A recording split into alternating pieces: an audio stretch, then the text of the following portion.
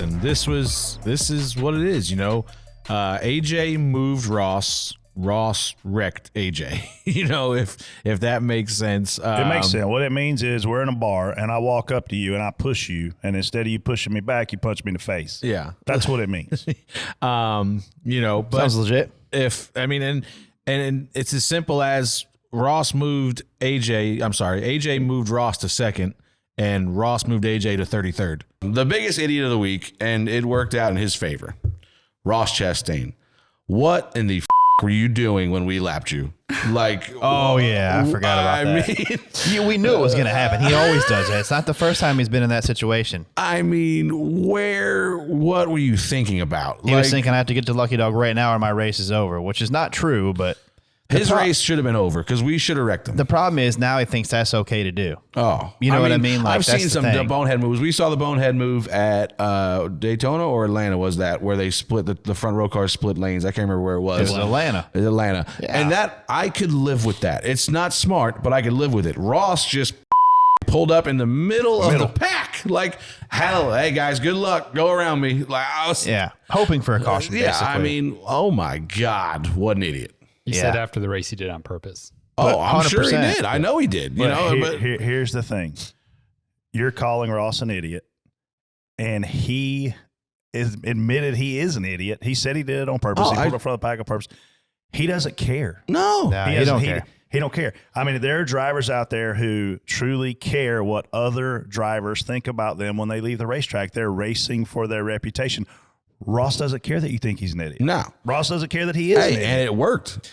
It looked to me like Ross got a good run off of turn two. I'm sorry, Martin got a good run off of turn two and was going to get to the outside of Ross. And I listened back to Ross's audio, and Brandon McReynolds kind of counted it down just like any of the three of us would. It was one back coming top, outside. And Ross decides to, kind of crowd him a little bit and take his lane away. I don't think he egregiously stuffed him in the wall. He just kind of moved up and made Martin lift. When Martin rolls out of the throttle, I mean, there's very slight contact in the video that I saw. And then Martin rolls out of the throttle and he's just like, he's along for the ride the rest of the way down the backstretch. But, of course, Ross don't care. We already said that last week. No. But, it wasn't as bad as I was expecting it to look like. I'm willing right now, as a guy with 2 wins, as a guy who's locked in this playoff, I'm willing to slide up in front of Martin Truex and see what the he's going to do. And what did Martin do? He lifted.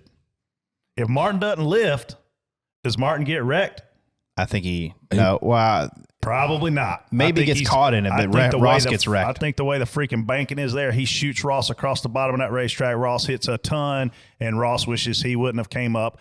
But what I'm most spot off for is Ross got punked after he wrecked Denny. Like, he put him in a wall, and then he let Denny just keep messing with him. Why don't you wreck him again? Get him out of the way. Send another message, because he made you look like a punk after you wrecked him. He slowed you down, and I don't have SMT like all you guys do, but it looked like he slowed him down to about 47 miles an hour off of turn 2 in the middle of a green flag run, and Ross just sat there and took it. Why didn't you spin him out and keep going and run your race? Now, Ross ended up with a pretty good finish, but I just thought he looked punked. Yeah, I mean, it looked to me yesterday like the Ross Chastain Don't Give a tour made a stop in St. Louis. And that was a good way to look at it. That was he flat out wrecked Denny. Like, that was brutal. Like, it looked to me like they were getting frustrated racing around each other. He just wrecked Denny. Like, run him over and went on 1 and 2. Ross Chastain makes contact and turns Denny Hamlin in turn 4 while battling inside the top 5 with 14 laps to go. This is another stop on the Ross Chastain Don't Give a tour. And I think we've seen this Twice yesterday, numerous times through the week. The one thing I'm happy for, we didn't get a bullshit apology out of him this week of I'm really sorry. It's kind of, it's just, it seems like it's every week. And we say eventually somebody's going to give it back to him, and they don't. He comes out smelling like a rose again, finishes second. Ross is really pressing the issue right here. And does he have to be? That's the question that probably is looming in the back of my mind. And Freddie and I had a conversation with Ty Norris before the race started outside of your suite, the Xfinity suite, and we actually were talking about Ross's approach to racing. And it's, I got to get the next 10 feet in the next 10 seconds. That's like Ross's mentality, according to Ty.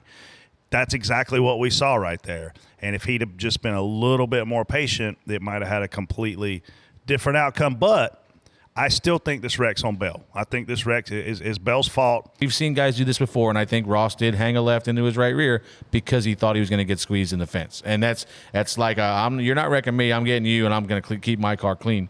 But the only thing that you can't have there if you're Ross Chastain is a caution flag, because when you have a caution flag right there, your race is over. Contact between Ross Chastain and Kyle Busch sends Busch around, and post-race he says, "We got Chastains this week. We were his victim this week." Oh, Brett, spot on, spot off. The Ross Chastain, I don't give a tour continues. Ross Chastain is arguably week in and week out, everywhere we go, road course, we'll call it plate racing, even though we don't run a plate anymore. Wherever we go, this guy has an abundant amount of speed. Qualified on the front row, was close to his first Cup Series pole.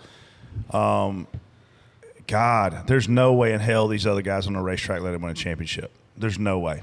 Not based on how much he wrecks everybody. I mean, he causes almost a wreck every single week. On the roof, it's like, was that, we all, like, we wait, see a replay, and then we all look at each other and go, was that Ross again? Did Ross get that guy? You know, like, even if it wasn't really, like, I don't know that this was 100% Ross's fault. Like, there's somebody shipped, I think it was Ty Dillon shipped it in there. I don't think he went in there trying to hit him. But you know what I mean? It's like, it don't matter. Next thing you know, he's starting side by side with the 9. The 1's right behind him. 20's a row back, you know? So it's like, okay, here, this is starting to get interesting. Who's going to do what here? And they took the green, and it was like, yeah. So, you know, watermelon, the train struck again. So what do we call it, Freddie? Don't give a to her. Yeah, the Ross Chastain.